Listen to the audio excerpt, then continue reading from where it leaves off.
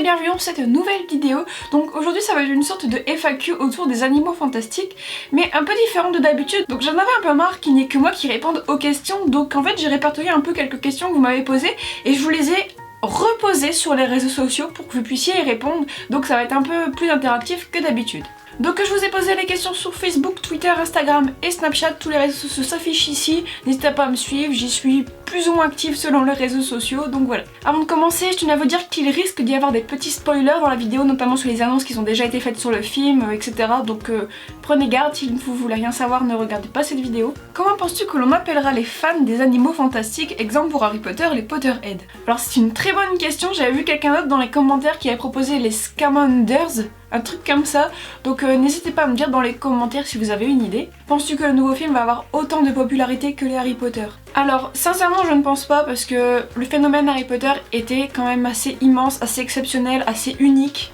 Je ne pense pas qu'un jour il pourra y avoir un phénomène qui prendra autant d'ampleur en fait, en tout cas dans un même univers lié à Harry Potter. Mais je pense quand même que la saga sera exceptionnelle étant donné quand on sait de quoi est capable J.K. Rowling, mais également quand on sait que la majorité de l'équipe d'Harry Potter travaille sur le film. Donc pour cette question je vous ai demandé votre avis. Même si j'attends beaucoup des animaux fantastiques, je ne pense pas que la saga dépassera celle de Harry Potter, c'est pratiquement impossible. Non, parce que dans Harry Potter les personnages principaux étaient des ados, il était donc plus facile de s'identifier à eux, ce qui n'est pas le cas avec les animaux fantastiques, et puis je pense que Harry Potter c'était une saga à suspense, je ne pense pas que les animaux fantastiques recréent cette ambiance. Non, bien sûr que non, mais je pense qu'il en sera tout près, car Harry Potter est une saga qui a pris une telle ampleur, et c'est quasiment impossible qu'une autre saga puisse arriver à une telle ampleur et un tel succès. Voilà, merci pour tout ce que tu fais.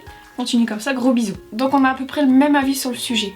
Vas-tu aller voir le film à sa sortie? Alors oui, absolument. Ça fait tellement longtemps que je l'attends. Je vais même le voir la veille, il y a des petites avant-premières un peu partout en France. D'ailleurs, n'hésitez pas à vous renseigner dans les petits cinémas qui sont près de chez vous. Le mardi 15 au soir, il y a beaucoup d'avant-premières qui vont avoir lieu un peu partout. Que penses-tu de l'idée que ce soit dans un autre ère et dans un autre pays? Préférerais-tu que ce soit toujours à Poudlard? Je trouve ça vraiment intéressant que ça se passe à une autre époque et dans un autre pays, parce que comme dans le monde des moldus, on n'a pas la même culture en fonction des pays, etc. Et je pense que c'est la même chose dans le monde des sorciers. D'ailleurs, on a pu voir que, par exemple, le mot moldu, donc en Angleterre on le dit muggles, et en Amérique on le dit nomage.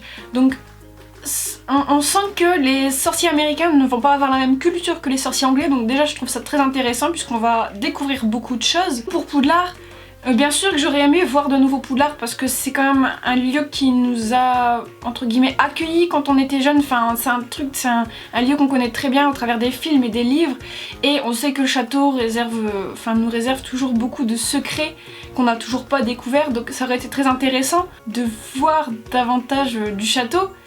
Mais au final c'est pas plus mal puisque ça nous permet de découvrir autre chose. Quelle était ta réaction quand tu as appris qu'il y aurait 5 films pour les animaux fantastiques? J'étais hyper heureuse, même si je vous le cache pas, ça peut paraître un peu inquiétant. On se demande vraiment ce qu'on va nous cacher derrière, si on va avoir assez de matière à faire 5 films, parce que bon, pour l'instant on sait pas du tout ce qui va se passer dans le premier film, mais d'après ce qu'on a entendu au sujet de Grindelwald, ça va nous introduire ce personnage-là qui, on sait, a un gros passé, notamment en rapport avec Albus Dumbledore, etc.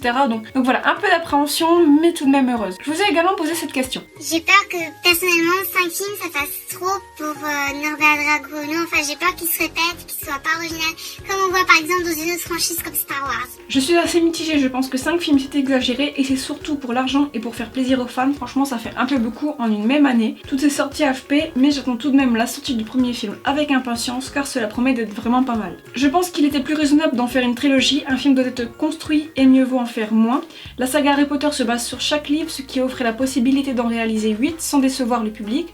Pour les animaux fantastiques, c'est totalement différent puisque les films se basent sur un seul livre dérivé, ce qui nous laisse le droit d'avoir de l'appréhension en ce qui concerne les deux derniers. Donc là pareil, vous voyez qu'on a un peu tous la même opinion sur le fait qu'on soit un peu inquiet. C'est pas vraiment par rapport au film, mais plutôt par rapport à Eddie Redmayne. As-tu vu d'autres de ces films? Si oui, les as-tu aimés? Alors oui, j'ai vu d'autres films avec Eddie Redmayne, donc The Danish Girl, Une merveilleuse histoire du temps, My Week with Marilyn, Jupiter, le destin de l'univers, et j'ai rapidement vu Les Misérables que je n'ai pas terminé. Donc j'ai vraiment apprécié chacun des films dans lesquels il a tourné, et notamment, enfin plus particulièrement, Une merveilleuse histoire du temps et The Danish Girl, qui sont complètement géniaux et magnifiques, et voilà, vraiment je vous conseille de les voir. Et sinon, en parlant d'Eddie Redmayne, je vous ai posé la question sur ce que vous pensiez de l'acteur pour le film. Il est plutôt beau, mais je ne l'ai jamais vu jouer, donc j'espère qu'il est bon comédien. J'imagine que oui. Plutôt contente, c'est un bon acteur et je trouve que dans les extraits qu'on a pu voir, le personnage a l'air de lui aller à merveille. C'est un très bon choix, je trouve qu'il correspond bien au personnage. Je sais qu'il avait auditionné pour Tom Jedusor, mais n'a pas été pris. C'est cool qu'on puisse le voir dans celui-là. Donc oui, moi pareil, je suis assez contente sur le fait qu'ils aient choisi cet acteur. J'étais d'ailleurs très contente quand l'annonce avait été faite. Donc voilà. Quel sera ton premier produit dérivé des animaux fantastiques que tu vas acheter? Alors j'ai déjà en tête d'acheter 3 produits qui sont donc la baguette de Newt Scamander, l'écharpe de Newt Scamander et la Funko Pop de Newt Scamander. Donc voilà, c'est pas très original, mais ces 3 produits m'ont complètement fait craquer d'après les photos que j'ai vues, donc voilà. Et je vous ai posé la question également. Concernant les produits que j'aimerais acheter, je pense que si l'écharpe de Newt Scamander sortirait, j'aimerais vraiment la prendre parce qu'elle est juste magnifique. Je pense que j'achèterais le bestiaire de Newt Scamander. Je pense que ça pourrait beaucoup m'intéresser, les animaux fantastiques, voilà. L'écharpe de Newt, sa baguette et celle de Queenie. Pour l'instant je n'en veux pas, j'attends de voir le film pour voir si je l'aime assez pour vouloir des produits dérivés. Je suis allée au studio pendant les vacances et franchement les objets dérivés ne m'ont pas du tout attiré, sauf peut-être les figurines pop des créatures qu'on n'a pas vues dans HP, en particulier le Nifleur et le Beau Truc.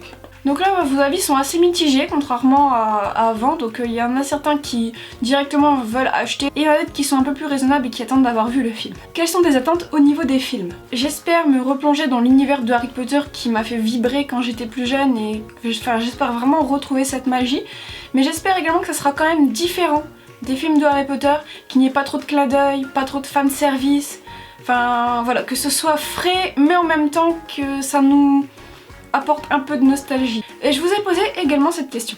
La bande-annonce a l'air vraiment sympa, j'irai le voir et si ça me plaît, je regarderai les autres films. J'attends du film qu'on en sache bien davantage sur Newt Scamander et qu'on découvre beaucoup d'animaux fantastiques pas encore vus à l'écran grâce au Harry Potter.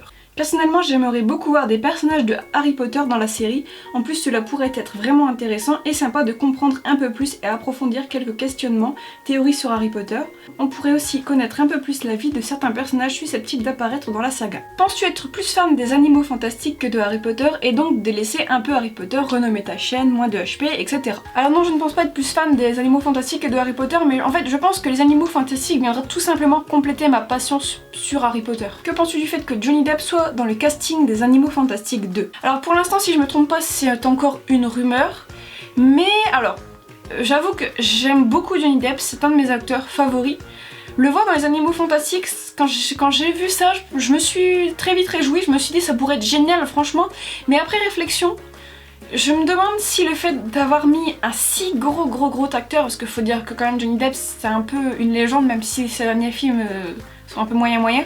Je me demande si ça va pas un peu nous détourner de l'histoire, enfin je sais pas, moi je sais que quand je regarde un film et qu'il y a un gros acteur qui apparaît au milieu de l'histoire, qui n'était pas annoncé, je m'y attendais pas, j'ai tendance à décrocher un peu du film pendant quelques minutes et je me demande si ça va pas être le même cas, donc après à voir. Et donc au sujet de Johnny Depp, je vous ai également posé la question.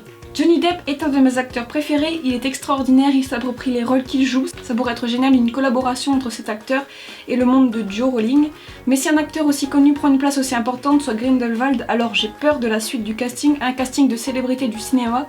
Mais dans Harry Potter, il y a aussi des acteurs connus comme Helena Bonham Carter, Maggie Smith, Alan Rickman. Il faut faire attention au casting, mais ils ont fait un travail fantastique pour Harry Potter, donc il n'y a pas de raison qu'ils se trompent là. Je pense que Johnny Depp dans un truc de magie, ça peut être.